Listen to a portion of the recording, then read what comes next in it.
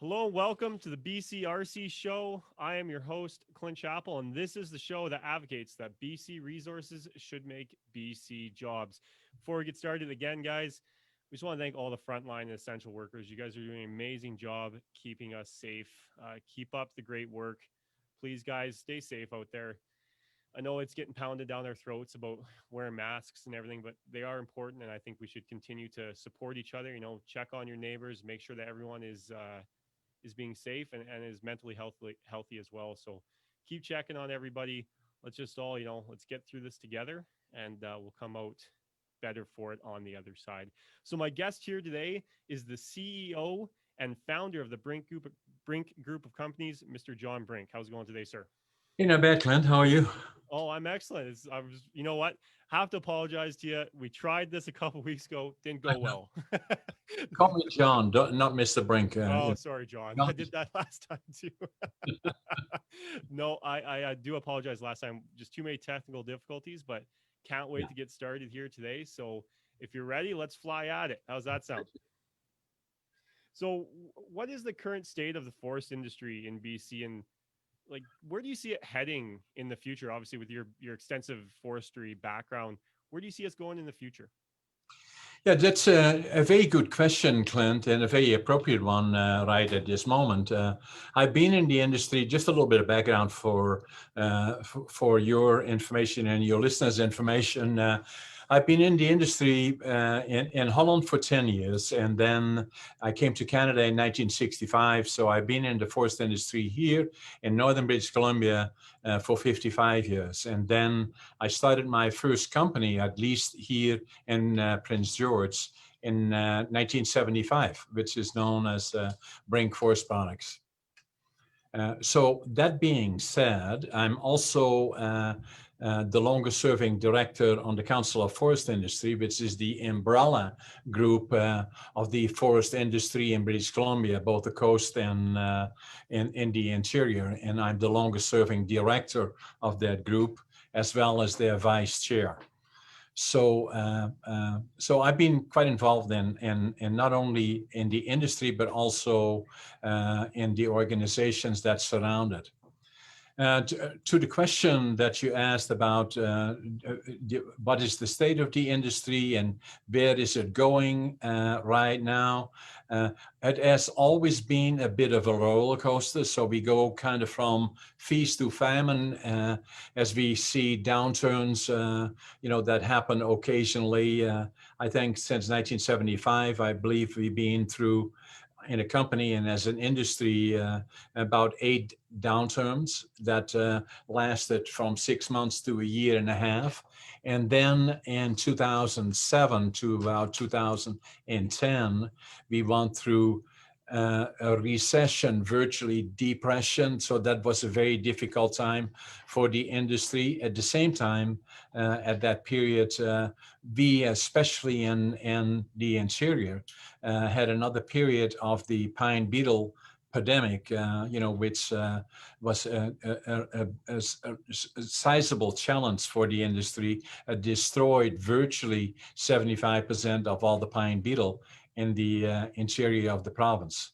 It became a beetle kill that where gradually the pine trees died and then gradually turned to gray.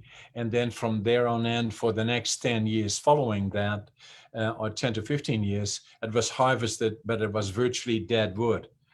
The challenge then was that during the periods that we had a lot of fiber available was when the government lifted up the annual allowable cut of volume from a normal of about 65 million cubic meters annually in the province to something like 80 million cubic meters.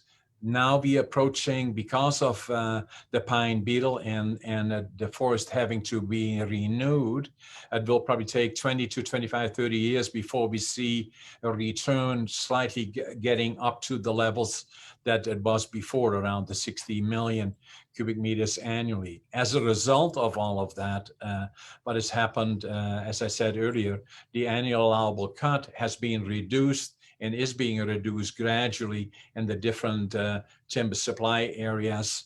And as a result of all of that, a number of mills not only curtailed during the more current downturn, but also because of the lack of fiber, quite a number of mills have shut down in the interior. Probably between 20 and 25, from all the way up to McKinsey into the southern Okanagan and the Kootenays. So that being said, the industry has gone through a period of increasingly short on fiber to feed the mills, shutdowns and then curtailments, to all of a sudden what happened is that their prices were very low during that period, in particular the last 2, 3, 4, 5 years, to where the prices have rallied in the last 6 months in particular, where prices now of the lumber is at an all-time high. I've never seen price levels at the prices that they are right now. Approaching for dimension lumber, $950 to $1,000 per 1,000 board feet US FOB mill. Hence, what you will see locally, even in the building supply yards, lumber is very hard to come by. So is plywood, OSB, and other products related to building. So there is a bit of a boom now. We don't know what will happen next because of a number of factors. One of them is COVID, obviously, is still a major concern throughout North America and the world, for that matter. And the other one is that there will be an election in the United States. There is another election here in BC, obviously, now in motion. And all of those things have an effect on the forest industry. And still, as an industry, although prices are at a nice all-time high, we still an industry in transition that requires to take a whole new direction as to where do we go from here. So what I've been talking about more is where have we been, where are we now, where do we go from here? And to the question, where do we go from here, is that this absolutely precious resource that we have, that grows especially in the interior and then also in the coast with different species, has huge potential in terms of making products for the global markets. And what we need to do, and it's always been a topic here already for the last 20, 30, 40 years, is how do we add more value to the resource, both social and economic. And I believe now we are, as an industry, in a transition where we have less fiber available to us and where we have to add more value to that fiber. So when you're talking about adding more value, are you talking kind of like finger joint mills, stuff like that, for adding value to wood? That is only one part of it. Obviously Brink was the first one I brought it into Canada in 1975, and we were the first ones to finger joint. It is a bit of a niche market, but it's one part of it. Other things that have happened, pellets meaning fuel pellets. 10, 15 years ago, we really didn't do that as an industry. Now it's become a major global industry. There are other things that are happening, quite exciting actually, is mass timber issues. And mass timber relates to buildings that are structurally built using lumber in a laminated form, where you have one board this way and then another one this way and another one this way, in some cases in combination with cement or concrete. Where whole buildings are structurally made out of wood. One of the first ones in BC is on George Street here, and I believe it's up to 6 stories, but some of the structures now in North America go much, much higher than that. There are many more opportunities in terms of the value-added grouping other than those products. And this kind of gets to another topic. We probably talk a little bit more about it later in the interview, as to where do we find the skill sets, where do we develop the products that we can manufacture And then do we have the equipment that is suitable to make that? Or how do we stimulate entrepreneurship, innovation, like no different than what I did when I introduced finger jointing into Canada. It was something that was not done here. And so it needed whole new standards and regulations, including equipment that we had to develop for it. We had the basic finger joints, but it was never used for dimension lumber. So we had to kind of invent that. That was not it was kind of a product that is not saying, oh, that's a fun product, because now we can develop something, and in the meantime we have other parts of our operations that are generating cash. So this is a side project. No, I had to succeed, because if I didn't succeed in making finger joint work, I would be out of business. So it was fun to get me awake at nights, and then somehow we made it work. And then I had to develop a market for it. There was really no market. And anytime that I would go here in the local markets, meaning in BC, then they say, well, that is firewood glued together. That's not good for anything. So I developed a market that already had some finger jointing in it in Dallas, Texas. So here I was with a small crew of about a half a dozen people, trying to finger joint remanufacture, then, running around with grease from my top to the bottom of my feet, running to the bank, making deposit, be on the phone, fix the equipment, then at the same time go on the plane every month to Texas to sell finger joint. And gradually it built then into a business where we now are the largest finger joint manufacturer in Canada. And we likely will double in size in the next 2 years. Oh, well, that's awesome. I think that's a really cool story that, I think that gets missed on maybe my generation, is how much hard work our previous generations have put in to build the success to the future. And we're going to build off that here in a second. I just want to make sure that everyone, if you guys want to follow us on Facebook, obviously you are if you're watching this video, but find us on Instagram too, at the BCRC. Find us on Twitter at BC_resources. Download the BCRC podcast. That's the BCRC podcast. Find us on LinkedIn, YouTube, you name it. Find us anywhere. And I believe the Brink Group of Companies has social media.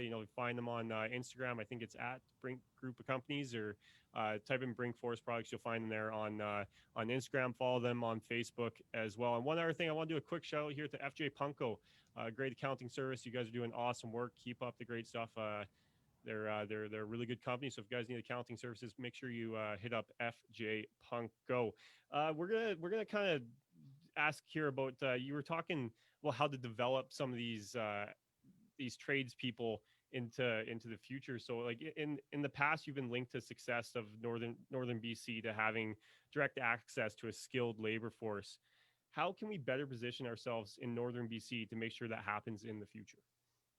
Yeah, the key is, Clint, to get the issue understood by the public, and in general, the immense opportunities we have, in particular in the forest industry. Even now, with some of the bad news stories with shuts and temporary closures, and then so much of the timber being affected by beetles, both spruce and pine, there still is an amazing future in the forest industry. And still, even today, the forest industry is one of the main economic drivers in the province of British Columbia.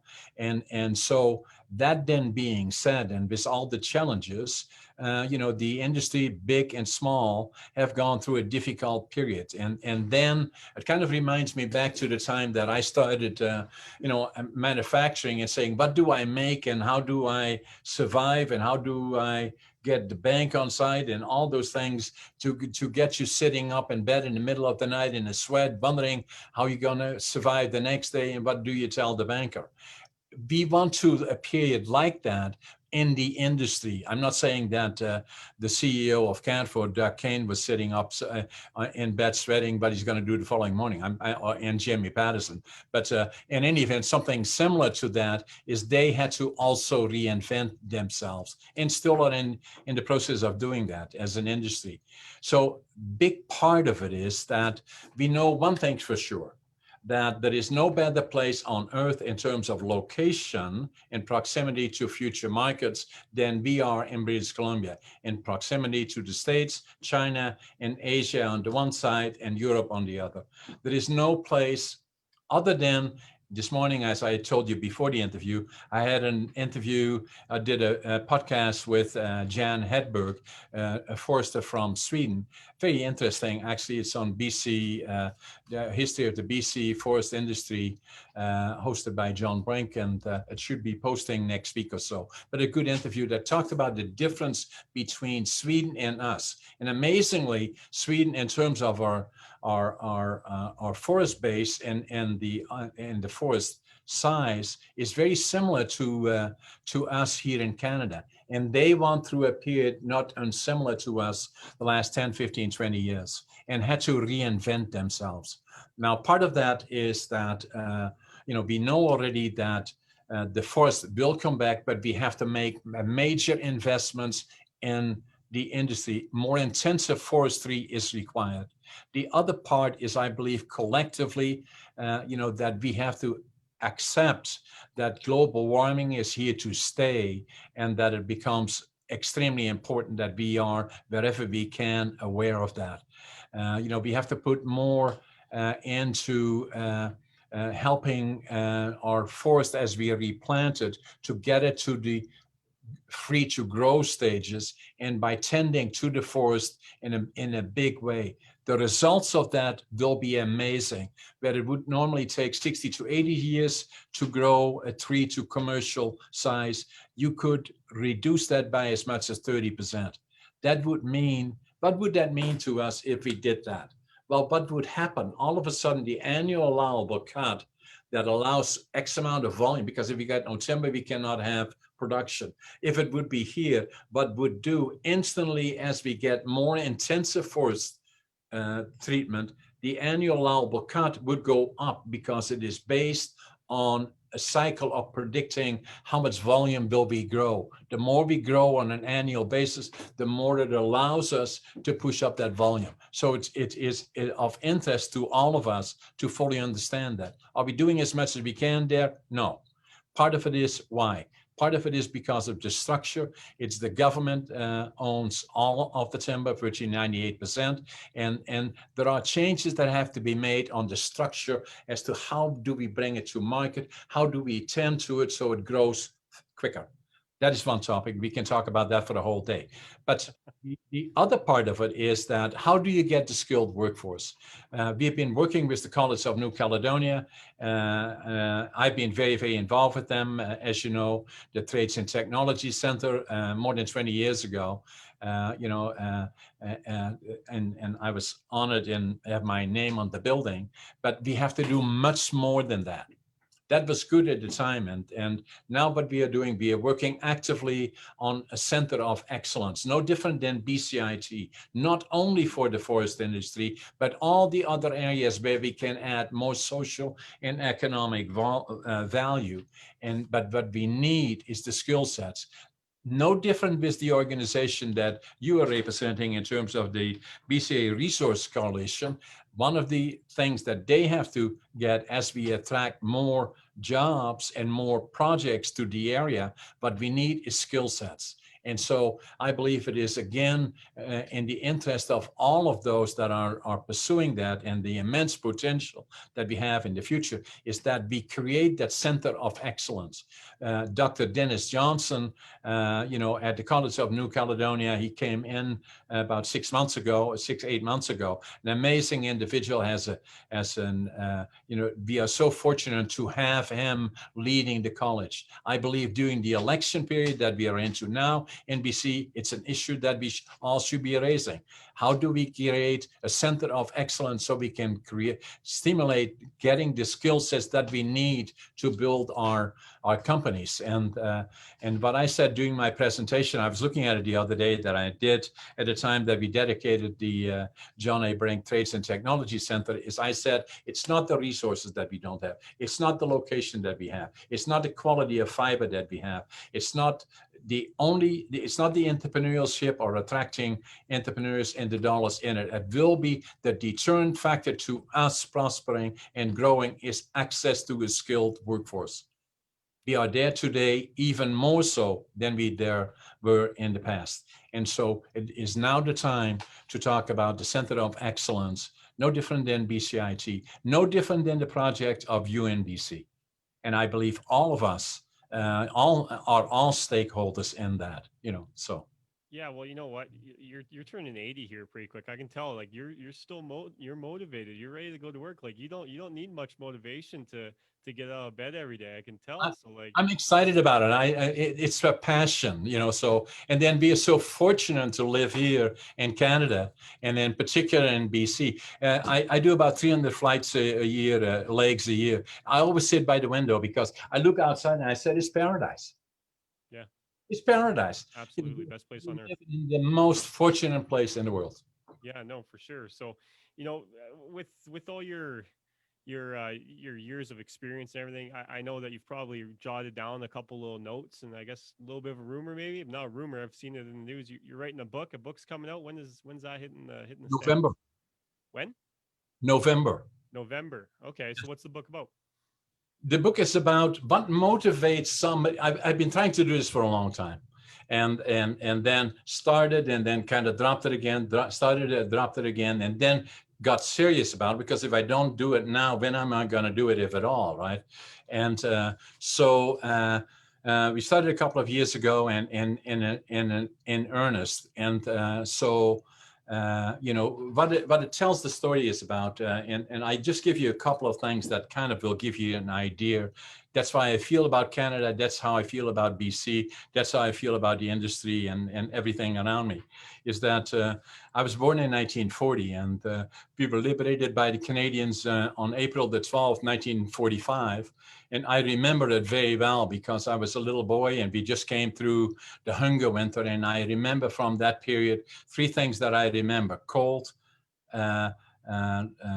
hunger, and anxiety for all the things around us. So when the Canadians liberated us and fed us, right behind our house was a small section of the Canadian Army, and every morning we would go down there. They gave us bread with cheese and butter, and the cheese and butter was bigger than the bread, and we called everybody Johnny because we couldn't speak the language, but we did, right? So so that made such an impression on me that I said, I'm going to go to Canada. That's when I was 5. So I always knew I belonged here, and I was 24 when I came here. So there you go. So you guys, I see some questions coming in on the chat here. If anyone has any more questions, make sure you leave them in the comment section. I'm going to be asking John those questions here in a minute.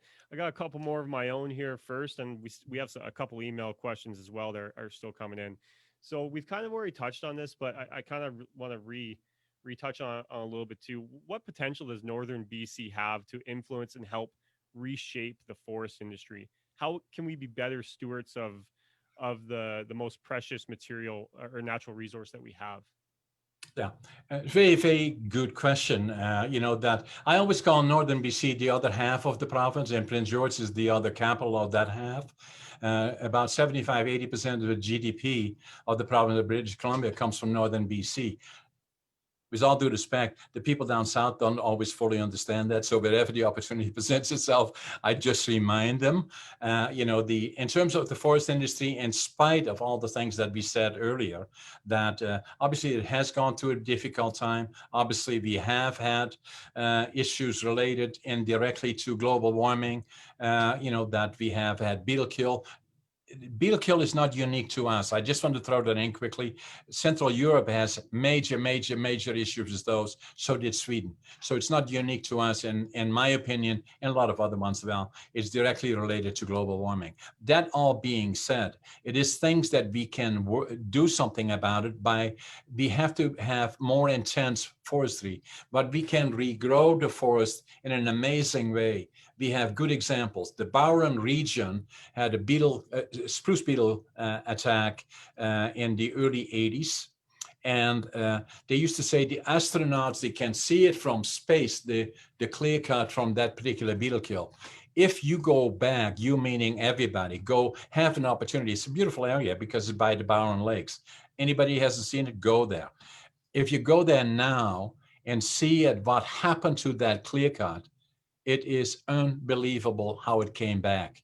And that's one of the things that we benefits us. Relatively speaking, it does not take all that much to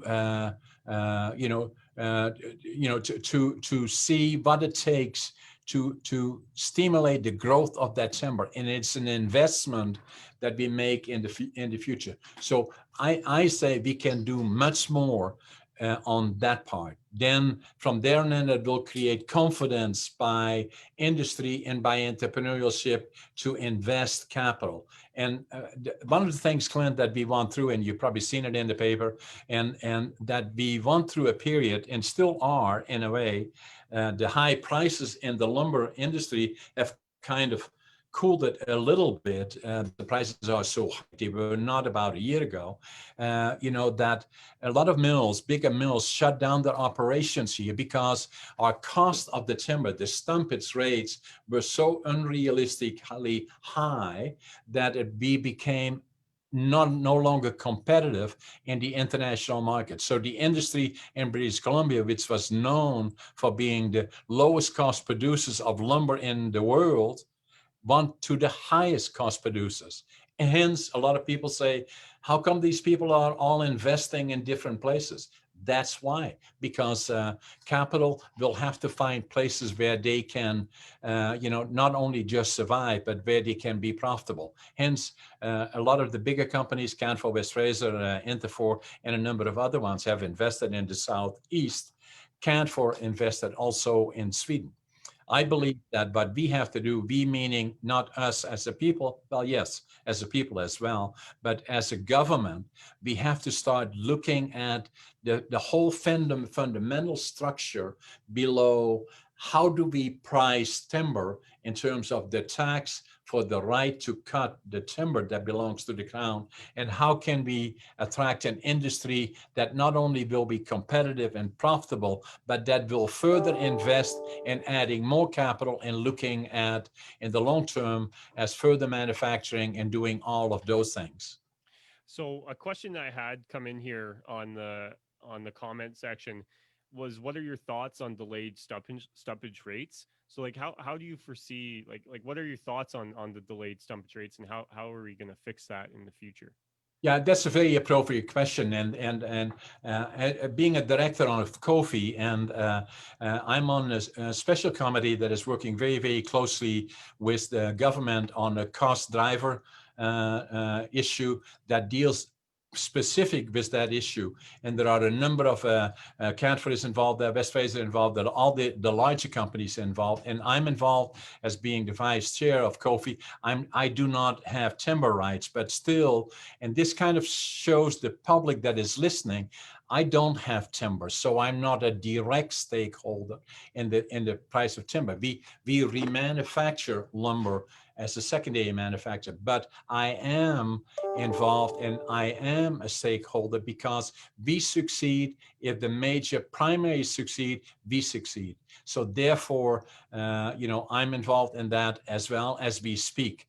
So the whole idea is, how do we make the stumpage rates more representative of the prices of lumber, where now it is dragging behind substantially. So all of a sudden, if the market comes down, which it did in October 2008, from a higher level, then it's a period of drag where the high prices of stumpages are still there, where the lumber prices are here. So that makes companies not just not profitable, there is blood in the street, then they're losing fortunes. And so that doesn't help us, that doesn't help communities, because then what will happen is companies will shut down, and then we go even more into a roller coaster. So to the question of your listener is that I believe that Kofi is working on that with the government. It's not easy. It's a bit at a standstill now because of the election, but we will keep, as a group, keep working on that to make it more reflective of the reality, so that it gives confidence to the industry to not only stay here, but invest. But it's a bit of a work in progress. It is everybody, communities, and all those people are all stakeholders in that. Yeah. Okay, so I got another question here, just related to some ads that people have seen from the Brink group. Are you guys still hiring laborers, or is there not enough people applying? What's going on with all the ads here looking for people? Yeah, that's a good question. So we employ in all of our operations about 400 people. And we have operations here in Prince George, Vanderhoof, and Houston. As I said earlier, we are constantly growing.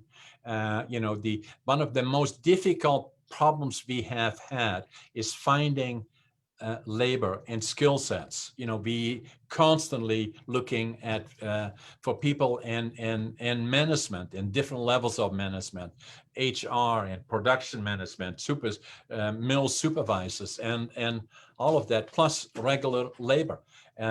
So even now again, we have. That's why we are so visible on social media. We are constantly looking for people that we can bring into our company. So it's not unique to us. We have the same issue and same problems in Vanderhoof, same in Houston. Canfor has the same issues. All the companies virtually here have the same issues, including CN. We have a difficulty getting cars and to ship our product, and they constantly complain about they do not have enough people.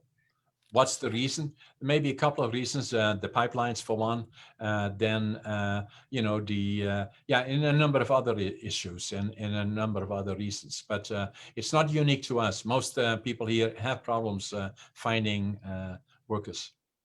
So you already answered one of the email questions talking about your involvement with the CNC and Brink's Trades and Technology Center. So we don't really have to talk about that again. You answered it already. So but I have a question for you myself. The West Coast Oil Fins project that is proposed to come to our area, and the BC Hemp project as well. That must kind of excite the entrepreneurship in yourself, I would imagine. Yeah, I'm a great believer, Clint, in the future of northern British Columbia in particular. So all of British Columbia, but especially northern British Columbia, it is so blessed with resources of all descriptions and all sorts. Then the other part about it is that, and I'm sure some of your listeners can relate to that. When I came here in 1965. And I came on the bus. I couldn't speak the language, didn't know a soul, didn't have a job. I had $25.47 looking for a job, and one suitcase with one set of clothes and 2 books. And but I was going to build a mill. So that was my dream. So Hold on, just one second. What were the 2 books? 2 books. The one was Peter Drucker, Management by Peter Drucker in Dutch, and the other one was Logic Thinking. I forgot to write it now. I still have the books. Those were the. Yeah, I forgot the question now. Yeah, you were gonna build a mill. Sorry, I interrupted you. You were coming here to build a mill. Yeah. So then Prince George was a boom town. That was the reason that I came down here, because when I landed in Vancouver and I talked to somebody, I couldn't speak the language, so fortunately, in the immigration office, I bumped into somebody who spoke German. I could speak some German. So I told him what I wanted to do. He said, Prince George, that's where they're building sawmills and pulp mills. And so I want here. And, but then Prince George was a boom town. And then the question was always, when did you get here? And when are you leaving? It was a typical boom town. Make your money, leave.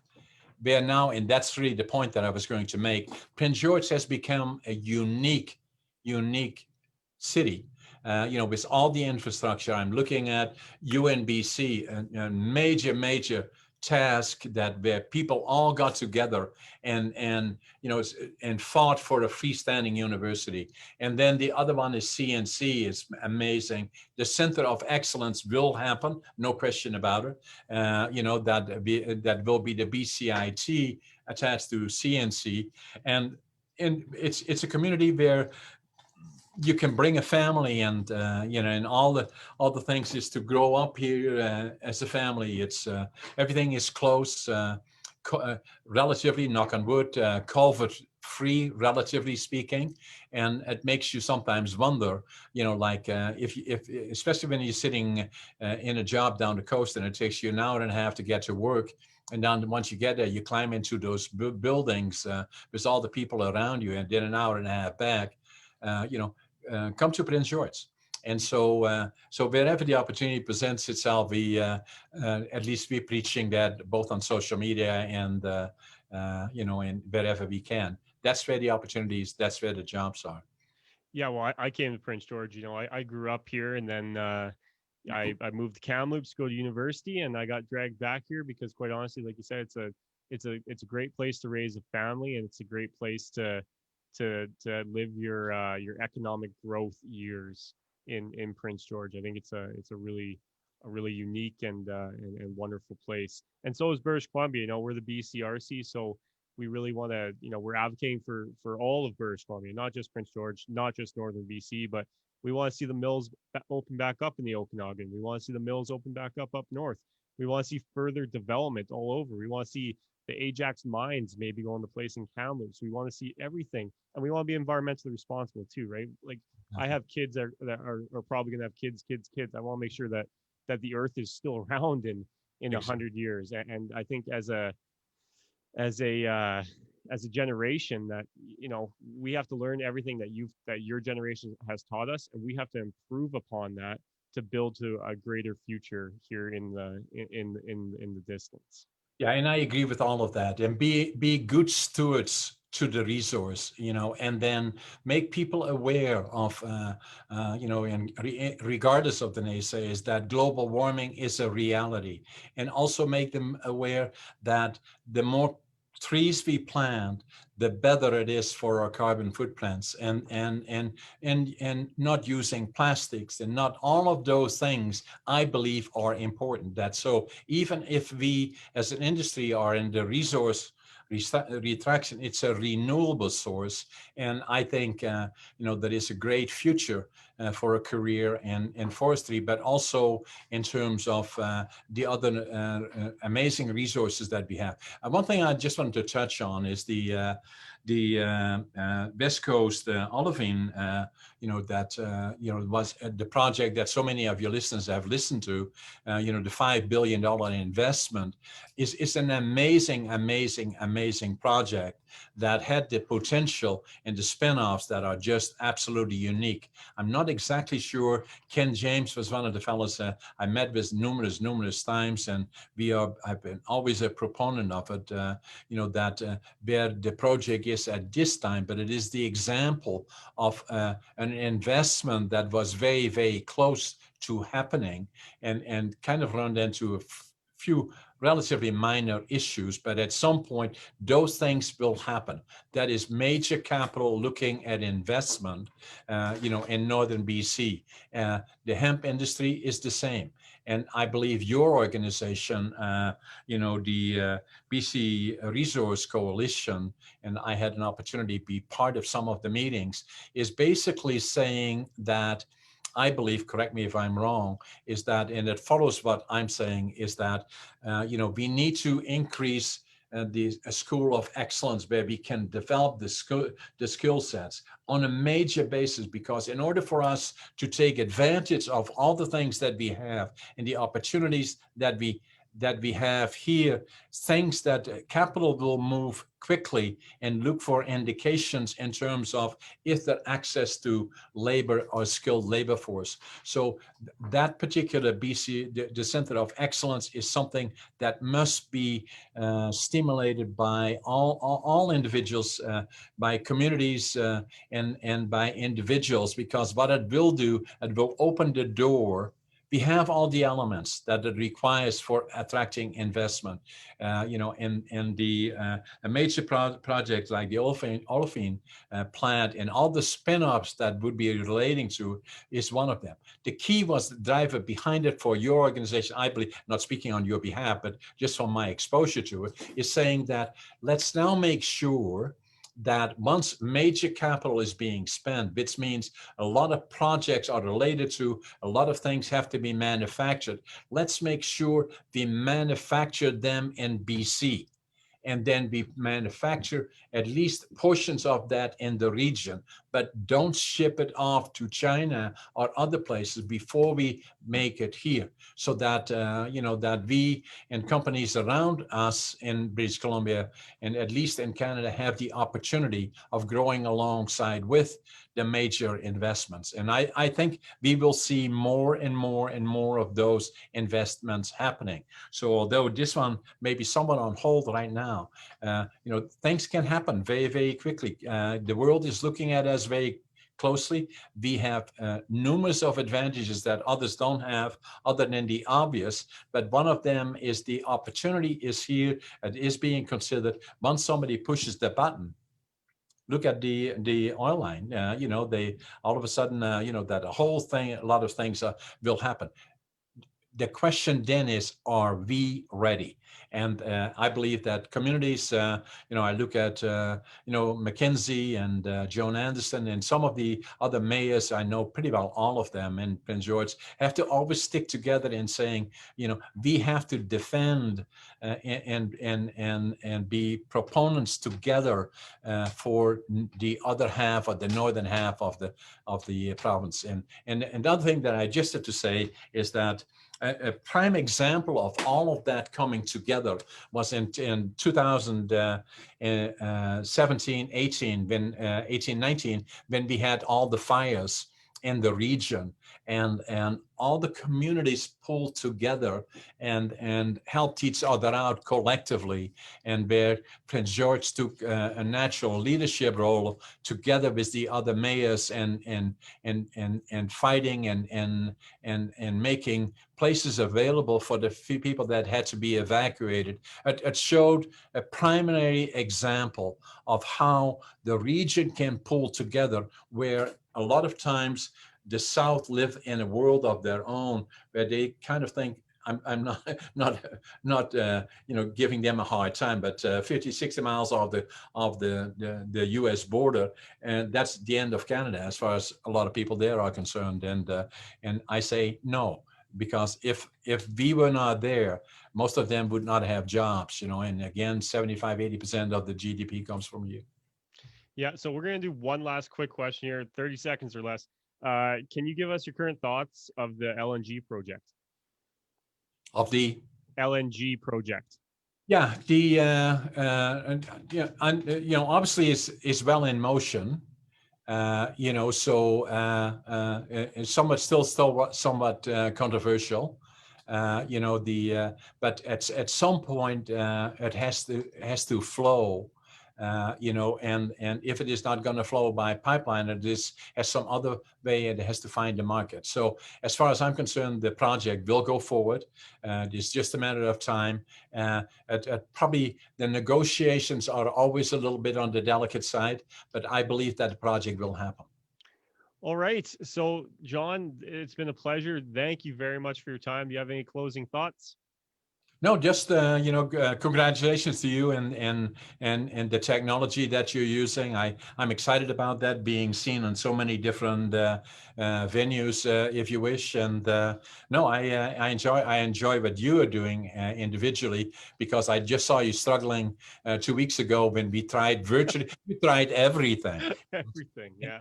But I've learned something from it. That we want to use more of that. We're going to do a podcast ourselves starting the end of this month that will be called On the Brink, with John Brink, and trying to do similar things, by having people ask questions. At the same time, I will give you a copy of the book.